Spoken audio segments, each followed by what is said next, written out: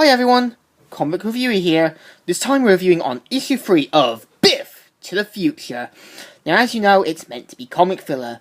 That fills in what happens before Doc and Marty had to fix things and everything had to be fixed. Now it starts off how in 1970s, at Christmas, Marty, who turns out that there actually is a Marty in the alternative version, is with his father saying, "What sound does the rocket ship make, Marty?" "Well, if it were out of space, we wouldn't because we're in the vacuum." What would the vacuum say? Vacuum! It's Christmas, for crying out loud. Who in the gosh heck is that? I sure hope that this Christmas will be different. And so, after noticing a Santa drinking, it's Biff who is giving out presents to Marty's kids. And Marty's dad's like, he really can't take a hint to leave us alone, can he? What is this now, 6 or 7 years? He's sent something, it's got to stop. And Marty's mum actually makes a good point. They could easily leave Hill Valley, and despite him saying, "So our kids won't see their grandparents?" Lorraine, we grew up here. Our parents did too. Hill Valley is home, and I'll be damned if I'm going to let a bully take that from me. I can handle Biff, just like I always have. And so he plans to take down Biff once and for all, while Marty's kids enjoy the stuff, and we see Marty's future with his little guitar. So, pretty much, the town hall are deciding on their votes, and Mayor Goldie was, back when he was working with the council, saying, "And our vote stands in favor of Mater Informant to help encourage our citizens to social business. Next on the dock is here, there, yeah, Biff. Here are the Biffs are coming. The Biffs are coming. I've always wanted to say that, but now your heart's out Poor River." And we see Biff with his second wife, and one of the guys says, "Mr. Tannen, you can't just barge in here. You're not on the docklet." "Hey, this ain't about me. I'm having a boat on some dock. I'm gonna take about my new digs, and I'm in a hurry.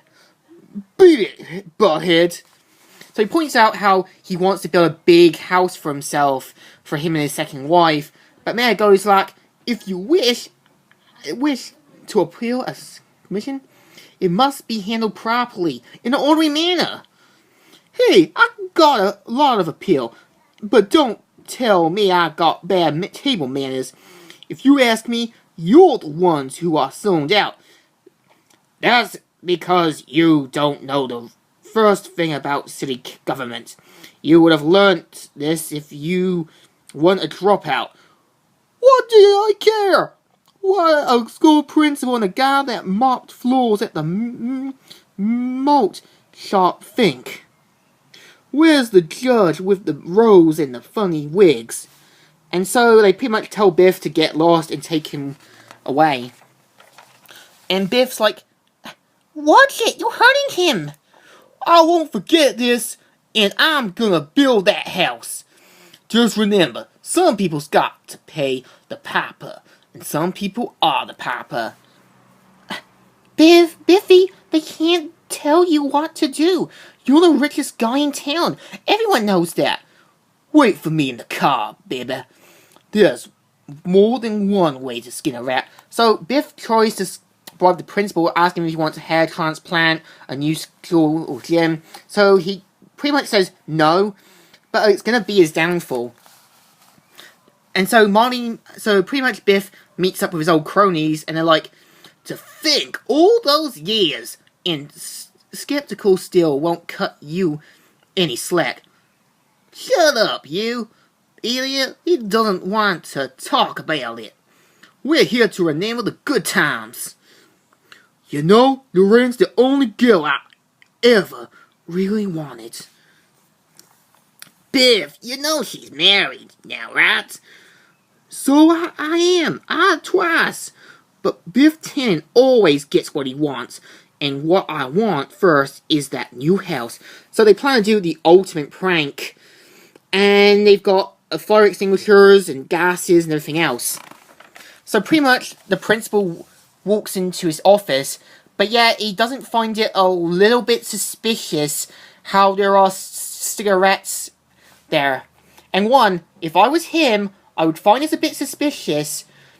I would pretty much throw them away, but instead he lights them up. The school gets catched on blaze, and this is pretty much what happened to the school. Because if you ever watch the second film, the school principal mentioned about the school being caught on fire, which implies that the school had to move to a different location or so on. And the principal was like, "This isn't a drill. Everybody stay single file. Move, move." And turns out he got suspended, and Biff was able to build his house. And Marty's mum, Lorraine, gets the Mother of the Year award, and Biff knocks Marty behind, and pretty much they're like, "Well, his taste is decorating could use a more of a woman's touch." "I think it looks great. What do you think? You call it artistic? You could have had this old, Lorraine. If you played your cards right, just think if I had hit him with my car instead of that other kid.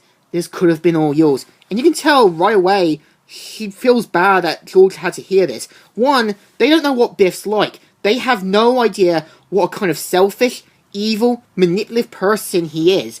And they should probably keep their mouths shut to things they don't understand. So, meanwhile, Biff's second wife is talking about needing contracts and stuff. So she goes and finds a secret doorway, and it's kind of like his pleasure pit with pictures of Lorraine. He's like, "You didn't get our drinks." "You're having an affair down here with the Mother of the Year?" "Babe, sweetie, listen, I'm not, I swear." So she pretty much leaves him and walks off in a huff. So meanwhile, the ISS show up saying, "Mr. Tannen, it's time we had a little talk." "Who's you? This is private property. You're trespassing. Why don't you make like a tree?" I'm with the government, and Uncle Sam has been watching you." So he points out that, saying, "Yes, actually, you see we pay attention to all of our, we, activist trespassers, and are now taxpayers, which include you. So if you'll help us, we can make sure you won't ever hear from the IRS. After all, Joker did have a visit from them. We have certain problems that we prefer to turn over to the private sector to give us what owns private property." "I'm listening. That sounds like fancy law talk to me." And he's like, "Exactly.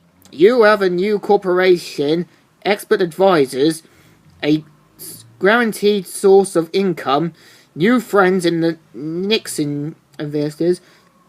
You'll only be the richest man in Hill Valley. You'll soon be the most powerful. And Mr. Tannen, I'll bet a woman like that would be attracted to a man with power." So pretty much, Biff manages to build Biff Co. and tries to convince people to build their new houses. And turns out Lorraine's grandparents have bought into it. So meanwhile, George McFly has formed a committee with Goldie, also the principals. Like, we all had our run-ins with Tannen. We all know a leopard doesn't change his spots. So we need to be prepared when the time comes. And so the newspaper points out, "Well, we haven't tried to buy the newspaper yet. Maybe I can run ahead that will finish him out." So despite him trying to buy it, he points out that he sold it to another company that is powerful or rich, and Biff's pretty pissed about it. And meanwhile, Biff's cronies are trying to bribe people like give them money, and his enforcers are pretty much threatening people to do it, saying, $10 if you sign it, Grandma. I just don't know. A broken arm if you don't. Oh dear. You should probably respect your elders. And so, Mayor Goldie tries to say, we have the results on an EU to 1 vote positions if he has passed. Cover for everyone, except for you, Wilson.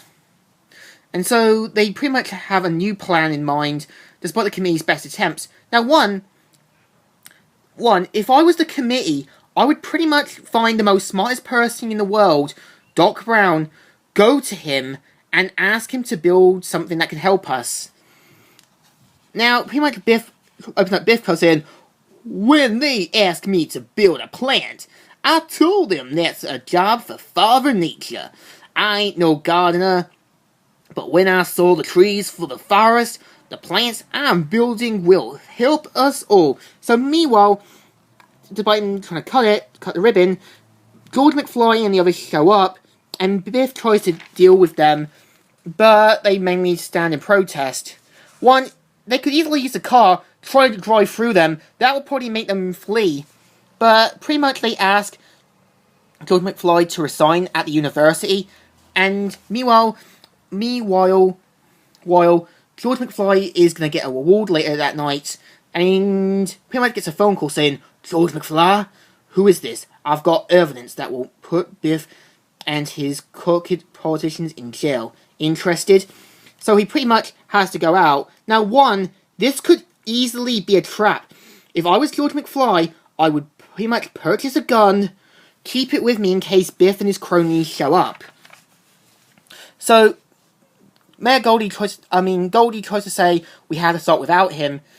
Biff shows up saying, George is a no-show. Did he get warm feet? Biff, I'm sorry. Really, this isn't like him. Told you, won't, Lane. For you, I'll get my guys and we'll find him. Just like Carjack. You know, that detective with the bald head. And so, pretty much George McFly sees a car, and runs quickly. Now, if I was George McFly, I would have purchased a gun, because we know what Biff's like, and Biff says, Hill Valley used to be a safe place, but it's like you can't even walk the streets alone at night. You don't scare me, Biff. I've faced bullies before. I've faced you before. What did you do to my informant? Still gullible, McFly. There ain't no informant. I made that call and left those notes, you butthead. And so pretty much George McFly, without even trying to tackle Biff gets the gun and shoots George McFly down. And we see him now dead. And Biff is like, hey, what did you know? His shoes really was untied after all.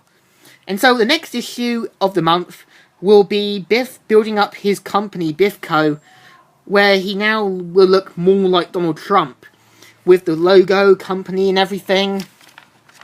And we have future stories, the Back to the Future Telltale game, and the Doctors and Brown stuff. Now, what do I think of the third issue? It shows that the committee are trying to put Biff down, but really it's going to be a downfall point. But we do see another version of Marty, so this could hint Doc Brown could be somewhere. So I give this a good thumbs up. Still good and still alright. So, Comic Review here, signing out.